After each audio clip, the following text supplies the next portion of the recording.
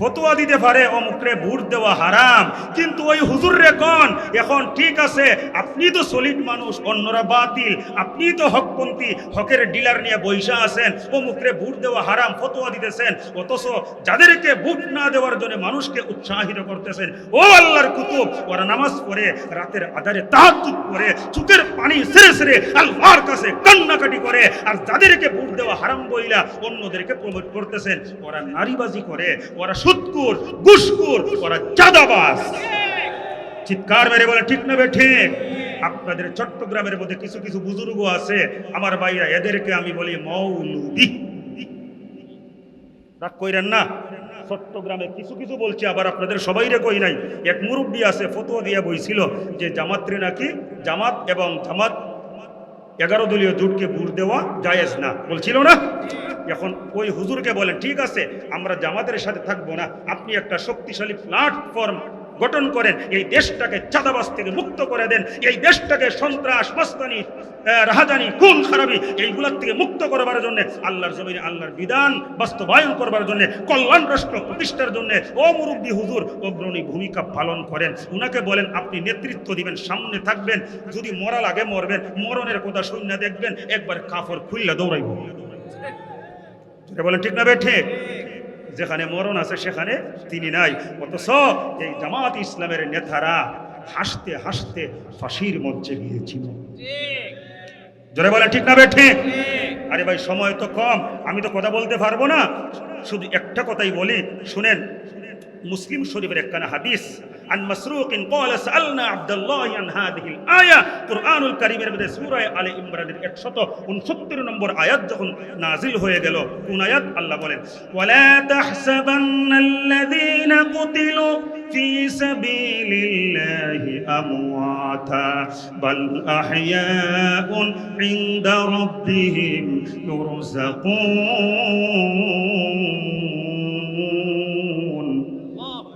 ভাইরা আমার, বন্ধুরা আমার, আল্লাহ রাব্বুল আলামিন বলেন দুনিয়ার মানুষেরা, আল্লাহর রাস্তায় যারা জীবন দেয় তোমরা তাদেরকে মৃত বলো না, বরং তারা জীবিত, তাদের রবের কাছ থেকে তারা রিজিক প্রাপ্ত। জোরে বলুন আল্লাহু আকবার।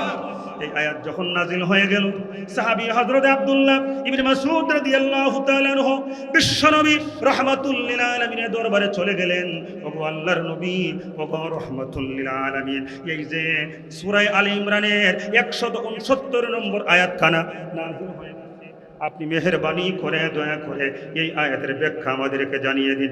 ভাইরা আমার, আল্লাহর হাবিব বলেন ক্বালা আমা ইন্না ক্বাদ সাআলনা আন যালিকা ফাক্বালা আরওয়াহুম ফি জাওফি তায়রিন খুদরিল্লাহা ফানাদিল মুআল্লাকাতুন বিল আরশ। ভাইরা আমার, আল্লাহর হাবিব বলেন ও আমার সাহাবীরা তোমরা শোনো, এই আয়াতের ব্যাখ্যা বলতেছেন যারা আল্লাহর জমিনে আল্লাহর দ্বীন কায়েমের জন্য প্রাণান্তকর প্রচেষ্টা চালায়, যারা শহীদ হয়ে যায় চেষ্টা করতে করতে, জীবন দিয়ে দেয়, মরার সাথে সাথে তাদের আত্মাটা আল্লাহ পাক কি করেন? ফাকাল আরওয়াহুম ফি জাওফি তায়রিন খুদরিল্লাহা কানাদিল, সবুজ পাখির ভিতরে ঢুকাইয়া দেন। জোরে বলেন সুবহানাল্লাহ। এরপরে সবুজ পাখির ভিতরে ঢুকাইয়া এই সবুজ পাখিকে, শহীদের আত্মা সম্বলিত সবুজ পাখিকে বসবাসের জন্য একটা বাসা বানায় দেয়, কানাদিল।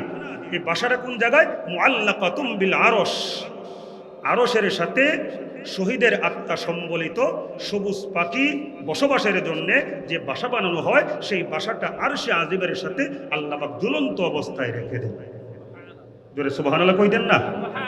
আচ্ছা, জুল্লা থাকে, তার মানে আরশের সাথে ঝুলন্ত নিচের দিকে, উপরে তো আর ঝুলে না, ঝুলে নিচের দিকে। এখন আরশের নিচে শহীদের আত্মা সম্বলিত সবুজ পাখির বাসা ঝুলন্ত, আর আরশের উপরে কে? আল্লাহ নিজে বলতেছেন আর রহমানু আলাল আরশ ইস্তাওয়া, আরশের উপরে আছেন আমার আল্লাহ। সুবহানাল্লাহ কই দেন না? জোরে বলেন আল্লাহু আকবার। আরশের উপরে আল্লাহ আর আরশের নিচে সবুজ পাখিরা বাসার মধ্যে ঝুলন্ত। তাইলে বোঝা গেল আল্লাহর সাথে শহীদদের একটা সম্পর্ক আছে, আছে না নাই?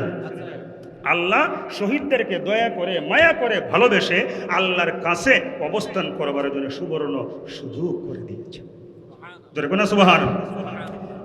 ভাইরা আমার, বন্ধুরা আমার, শহীদের আত্মা সম্বলিত সবুজ পাখিরা আরশে আজিমের সাথে ঝুলন্ত বাসার মধ্যে অবস্থান করে সারাদিন জান্নাতের মধ্যে বিচরণ করে, যেখানে মনে চায় সেখানে যায়। ফাত্তালা ইলাইহিম রাব্বুহুম ইত্তালাআতান ফাকালা হাল তাশতাহুনা শাইআ।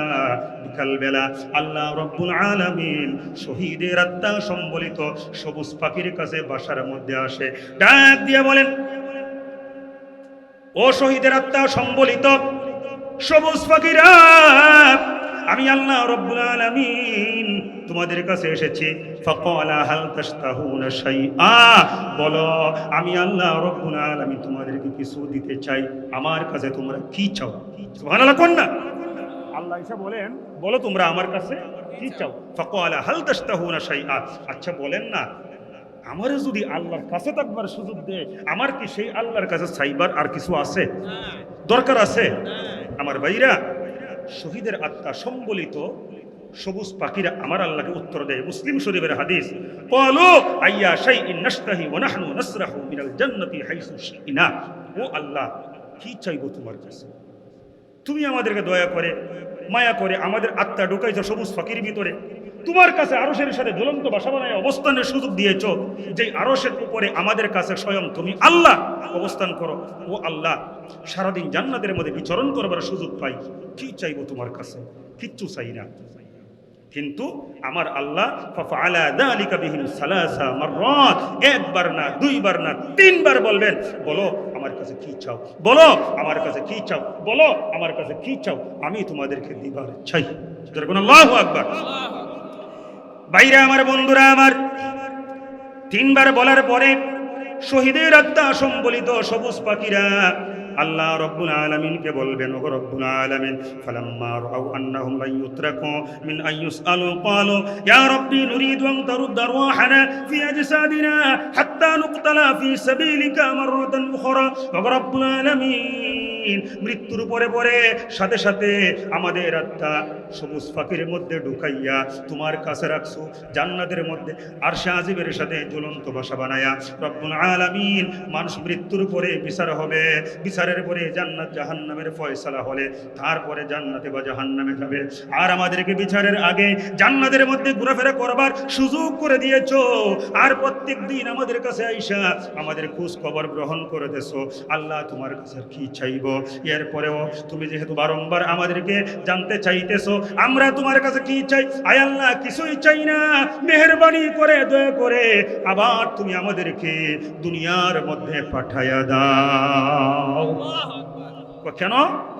যে আমল করার কারণে এত বড় মর্যাদা পাইছি, দুনিয়াতে বেঈমান কাফের নাস্তিক মুনাফিক মুরতাদদের বিরুদ্ধে জিহাদ করেছি, দেশটাকে কল্যাণ রাষ্ট্র বানাইবার জন্য অগ্রণী ভূমিকা পালন করেছি, আয় আল্লাহ সাদাবাজদের বিরুদ্ধে লড়াই করেছি, সংগ্রাম করেছি, কাশেমপুর কারাগারে বন্দী করে রাখছিল, কেরানীগঞ্জ কেন্দ্রীয় কারাগারে বন্দী করে রাখছিল, চট্টগ্রামের কারাগারে বন্দী করে রাখছিল। আয় আল্লাহ, তারপরে আমাদের ফাঁসি দিয়েছে। আয় আল্লাহ, এত মর্যাদা তো পাইছে শুধুমাত্র তোমার জমিনে তোমার দিন কায়েম করবার জন্য। ওরা তো মনে করে যে ফাঁসি, কিন্তু এই ফাঁসির পরে আল্লাহ গো তোমার কাছে থাকবার সুযোগ পেয়ে গেছি, তুমি আরশের উপরে, আর আমাদেরকে জ্বলন্ত বাসা বানায়া সবুজ পাখির ভিতরে আমাদের আত্মা ঢুকাইয়া তোমার কাছে আমাদেরকে অবস্থান করবার সুযোগ করে দিয়েছো। এত মর্যাদা যে আমলের কারণে আয় আল্লাহ কিচ্ছু চাই না, ওই শাহাদাতের মরণের স্বাদ এত বেশি পেয়েছিলাম, তৃপ্তি মিটে নাই, আরো আস্বাদন করতে মনে চেয়েছিল। আবার পৃথিবীর মধ্যে ফাটাইয়া দাও, আবার পৃথিবীর মধ্যে গিয়ে বেঈমান কাফের নাস্তিক মুনাফিক মুরতাদ শয়তানদের বিরুদ্ধে লড়াই করে সংগ্রাম করে তোমার জমিনে তোমার দিন কায়েম করবার জন্য প্রয়োজনে আবার শাহাদাত বরণ করতে চাও। যেরকম আল্লাহু আকবার। আমার ভাইরা, আমাদের শহীদ মীর কাসেম আলী রহিমাহুল্লাহ, শহীদ মতিউর রহমান নিজামী রহিমাহুল্লাহ, আব্দুল কাদের মোল্লা রহিমাহুল্লাহ, আলী আহসান মুজাহিদ রহিমাহুল্লাহ, কামারুজ্জামান রহিমাহুল্লাহ, গোলাম আজম রহিমাহুল্লাহ। আইইউবি মিডিয়া, অপসংস্কৃতি মুক্ত আধুনিক ভিডিও সেন্টার।